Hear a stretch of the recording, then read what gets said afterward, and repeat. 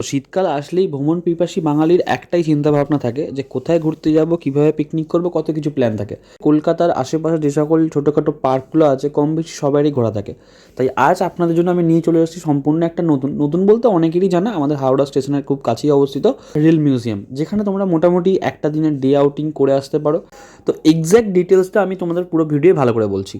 তো ফার্স্টে বলে তোমরা আসবে কীভাবে, তো তোমরা ফার্স্ট আসতে হবে হাওড়া স্টেশন, এবং হাওড়া স্টেশন থেকে বেরিয়ে মানে নিউ কমপ্লেক্স থেকে বেরিয়ে জাস্ট 2 মিনিটে হাঁটা পথ সামনেই রেল মিউজিয়াম। তো পার্কের এন্ট্রি ফি হচ্ছে 30 টাকা। তো আমরা দুজন গিয়েছিলাম, 30 টাকার মতো টিকিট কাটলাম, এখানে গার্ডকে দেখালাম এবং গার্ডকে দেখানোর পরেই চলে গেলাম ভেতরে। এবং সামনে গিয়েই মানে সত্যি বলতে খুব সুন্দর একটা দৃশ্য, সামনেটা এরকম ফুলের গার্ডেন করা আছে। আর এই যে সামনে দেখতে পাচ্ছ, এটা একটু পরে আমি বলছি, বাকি একটু এরিয়াটা দেখে নাও। এখানটা সুন্দর একটা ফুলের বাগান করা আছে, এবং এই যে স্ট্রাকচারটা করা আছে এর মধ্যে আছে আমাদের পুরোনো দিনের যে রেলগুলো, মানে যত রেলের ডিটেলস আছে, আগেকার দিনে যে আমাদের ট্রেনগুলো ছিল সেই সব ট্রেনের ডিটেলস এখানে আছে এবং তার এক্স্যাক্ট মডেলগুলো বাইরে থেকে রাখা আছে। তো সোজা সিঁড়ি করা আছে, সামনে পাশে ফুলের গাছ। তো সোজা সিঁড়ি দিয়ে আমি আর আমার দুই বন্ধু, মানে আমরা দুজন গিয়েছিলাম, দুজন মিলে হাই হ্যালো করতে করতে চলে গেলাম ভেতরে। এবার তো ভেতরে যাওয়ার পর ফার্স্ট আমরা চোখে পড়লো এই রেলটা, মানে এই ট্রেনটা, যেটা অনেক আগেকার দিনের মডেলটা পাশে লেখা ছিল। আর এই যে জায়গাটা দেখতে পাচ্ছ, এখানে বিভিন্ন ডিটেলস লেখা আছে, কবে ট্রেনের কি তৈরি হয় বা কোন ট্রেনের কি ডিটেলস, কীভাবে কি আপডেট হয়, সব জিনিসগুলো এখানে পাই টু পাই এক এক করে নাম অনুযায়ী ডিটেলস অনুযায়ী লেখা আছে। তোমরা আসলে এক এক করে ধীরে সুস্থে পড়ে নিও। আর বাকি এখানটা স্ট্রাকচারটা আমি তোমাদেরকে একটু ফাস্ট ফরওয়ার্ড করে দেখিয়ে দিচ্ছি কীরকম কী ডিটেলস আছে না আছে, মানে কীরকম কী ট্রেন ছিল আর কি ছিল। সবথেকে ভালো হয় তোমরা ওখানে গিয়ে অন স্পট দেখে আসো, সেটা হচ্ছে সবথেকে ভালো ব্যাপার। তবুও আমি চেষ্টা করছি আমার ভিডিওর মাধ্যমে যতটা পারি তোমাদের এই সুন্দর দৃশ্যটা দেখানোর। তো ঘুরতে ঘুরতে আমার চোখে পড়লো এই একটা অডিটোরিয়ামটা। আর কথা বলে যেটুকু জানতে পারলাম, এখানে বিভিন্ন কালচারাল প্রোগ্রামের অনুষ্ঠান করা হয়। ছোটোখাটো কিছু প্রোগ্রাম যখন ওখানে অনুষ্ঠান হয় সেটা ওখানেই করা হয়। আচ্ছা, তো রেলের বগি দেখতে দেখতে আমাদের চোখে পড়লো ভেতর থেকে এই জায়গাটা, মানে এত সুন্দর লাগছিল ওখানটা।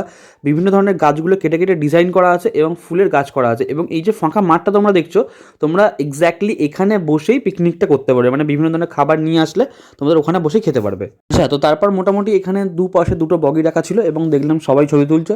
তো মোটামুটি চান্স, মানে ছবি তোলার চান্স পাওয়া খুবই চাপ ছিল, তাই আমরা এখান থেকে বেরিয়ে মাঠের দিকে গেলাম এবার।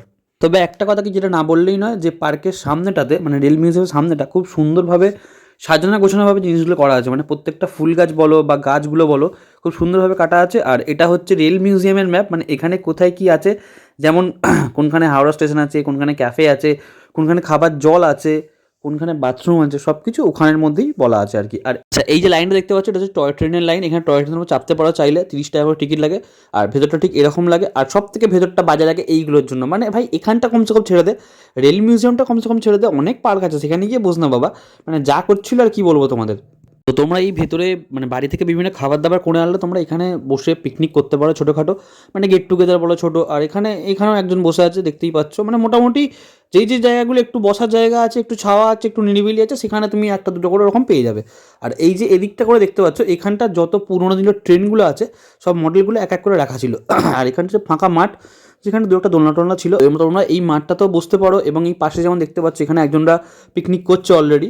তো মোটামুটি এরকম অনেকগুলি গ্রুপ দেখলাম যারা এখানে পিকনিক করছে। আর এই সোজা রাস্তা দিয়ে মোটামুটি ভেতরটা লং অনেকটাই আছে। আর এই একটা কলা গাছ দেখলাম, এটা কলা গাছে আই থিঙ্ক, যদি ভুল বলি তোমরা কমেন্টে বলে দিও ওটা কী গাছ, অতগুলো পাতা। আর এটা কি, এটাও আমি জানি না, তোমরা যদি জানো এটাও কমেন্ট করে বলে দিও। বাকি এই হচ্ছে ওভারঅল ভেতরের দৃশ্যটা, মোটামুটি অনেকটা এরিয়া নিয়ে ভেতরটা আছে। আর তোমরা যদি চাও ফ্যামিলি নিয়ে ফিস্ট করতে যেতে, তাহলে সত্যি এটা একটা আদর্শ জায়গা, মানে একদিনের কয়েক ঘন্টার ফিস্টের জন্য এটা সত্যি খুব সুন্দর এবং নিরিবিলি জায়গা। এবং দেখতে পাচ্ছ এই যে টয় ট্রেন, যেটা একটু আগে লাইনটা আমি দেখালাম, টয় ট্রেনটা পুরো জায়গাটা রাউন্ড করা আছে। তো তারপর আমার সঙ্গে আমার এক বন্ধু দেখা হয় যে আমার সঙ্গে ছোটো ছোটো ছবি তুলতে আসে। আমি জানি না আমি এত পপুলার কী করে হয়ে গেছি, বাট হয়তো হয়ে গেছি। আর এটা হচ্ছে আমাদের সবার প্রিয় হাওড়া স্টেশন, মানে হাওড়া স্টেশনের আদলে তৈরি একটা হাওড়া স্টেশন। আর এখানে এই যে দেখতে পাচ্ছ বিভিন্ন মানুষ বসে বসে পিকনিক টিকনিক করছে। আর ঠিক তারপরেই আমার চোখে পড়লো যে এখানে টয় ট্রেন গোটা মানে যেসব মানুষদেরকে নিয়ে ঘোরাচ্ছিল আর কি, সবাইকে ঘুরিয়ে নিয়ে একটা রাউন্ড পুরো কমপ্লিট করে আবার নিজের গন্তব্যস্থানে ফিরছে। তো এটা হচ্ছে হাওড়া স্টেশন। এখানে আমার বন্ধু দাঁড়িয়েছে ট্রেনের জন্য। আনলাম ওয়েট করতে হবে না, যেহেতু আমি ভিডিও করি, ট্রেন এমনি আমাকে দেখেই দাঁড়িয়ে যাবে। আর ঠিক সেটাই হলো, ট্রেনটা ঠিক আমার সামনে এসেই থামলো। আচ্ছা, তারপর আর কি, ট্রেনটা দাঁড়ার পরে ট্রেনে ওটা যেহেতু পয়সা আমার কাছে ছিল না, তাই আমি কী করবো, একটা ভিডিও ক্লিপ ছোটো করে নিয়ে নিলাম। আর দেখলাম মোটামুটি সিটগুলো ভালোই আছে, মোটামুটি আরামদায়কই আছে। তো তারপরে গুটি গুটি পায়ে আমি এগিয়ে গেলাম টিকিট কাউন্টারের দিকে। টিকিট মাস্টারকে এটা বলার জন্য যে আমার মধ্যে টাকা নেই, আমি কি ট্রেনে উঠতে পারবো। তো তিনি আমাকে বললেন টিকিটের ভাড়াটা কত সেটা ভিডিওর মধ্যে দেখিয়ে দাও চুপচাপ। আর দেখিয়ে দেওয়ার পরে এই যে যেমন তোমরা দেখে নাও যে 30 টাকা করে ভাড়া, 3 বছরের উপরে সবার ভাড়া লাগবে। তারপর আমাকে বললো তুমি যেহেতু পয়সা তোমার কাছে নেই, তুমি শুধুমাত্র একটা ছবি বা একটা ভিডিও তোলো, তুলে এখান থেকে সোজা একদম বেরিয়ে যাও, সোজা রাস্তা আছে, সোজা বাইরে বেরিয়ে যাও, আর কিছু করতে হবে না তোমাকে। তো তারপর আর কি এই একরাশ নিরাশা নিয়ে ট্রেনটাকে টাটা বাই বাই করে আমি আবার চলে গেলাম আমার গন্তব্য, মানে গন্তব্য বলতে হাওড়া স্টেশনের উদ্দেশ্যে। যেহেতু এখানে তোমরা দেখতে পাচ্ছ হাওড়া স্টেশনে আদলেই একটা সেম হাওড়া স্টেশন তৈরি করা আছে, তো এটাতে ঘুরতে হবেই, তো আর কিছু করার নেই। তো চলে গেলাম গুটি গুটি পায়ে স্টেশনের ভেতরে। তারপর আমরা হঠাৎই দেখা হলো এখানে দুজন মিরাক্কেল ক্যারেক্টার, সেটা হচ্ছে এই যে জগাই আর মাথায়, দেখলাম দুজনে মিলে বসে বসে গল্প করছে। জগাইবান্ধি মনে আছে তো কারা জগাইবান্ধি? তো যারা জগাইবান্ধিকে চেনো তারা অবশ্যই কমেন্ট বক্সে বলো জগাইবান্ধি কারা, আর যারা চেনো না তারা তো কিছু করার নেই, তারা আমল দুধ খাও। তো তারপর আমি কী আর করবো, সোজা চলে গেলাম হাওড়া স্টেশনের ভেতরে। আর হাওড়া স্টেশনের ভেতরের দৃশ্যটা ঠিক এই রকম, মানে ভেতরটা অ্যাকচুয়ালি ওখানেও কিছু ট্রেনের স্ট্রাকচার রাখা আছে, মডেলগুলো রাখা আছে, যে তোমরাও ভেতরটা দেখে নাও। আগেকার দিনের এই 4 পাওলা পাখা এখানে লাগানো আছে ভাই, এটা আমি ঠিক বুঝতে পারলাম না। হাওড়া স্টেশনে তো 3টে না 2টো ব্লেড থাকে, এখানে 4টা কী করছে? তো এই হচ্ছে মোটামুটি ভেতরের দৃশ্যটা। তারপর ওখানে ঘুরতে ঘুরতে আমার দেখা হয়ে গেলো আমার আর এক ফ্যানের সাথে, যে আমাকে দেখে অনেকক্ষণ থেকে খুঁজছিল। তা আমি কী আর করবো, এত ভিড়ের জন্য আমি গুটি গুটি পায়ে সিঁড়ি দিয়ে ওপরে উঠতে গেলাম, দেখতে গেলাম যে ওপরে কী আছে। কিন্তু হায় রে ভাই, আমার কপালটা এতই খারাপ যে আর কি বলবো। মানে মানুষ, এই যে এই ছেলেটা আমার কি এত বড় ফ্যান আমি বুঝতে পারছি না। আমাকে দেখে আবার একটা মেয়েকে দেখাচ্ছে, এই তো ওপরে যাচ্ছে, চলো ওপরে গিয়ে ছবি তুলি। তারপরে আমি আর কী করবো, আমি চলে গেলাম সোজা ওপরের দিকে, বাট ওপরে উঠে নিরাশা, দেখলাম গেটে তালা দেওয়া। তো বাধ্য হয়ে আমার কিছু করার নেই, আমাকে আবার সেই গুটি গুটি পায়ে নেমে পড়তে হলো নিচে। আচ্ছা, তো এরপর ভেতরে আর কিছু দেখার না থাকায় আমরা পেছন দিকে বেরিয়ে পড়লাম বাইরের দিকটা। বাইরের দিকটা দেখলাম এখানেও অনেকেই বসে আছে, যেমন এই গাছতলা একজন বসে আছে, না এটা দুটো মেয়ে বসে আছে, সরি।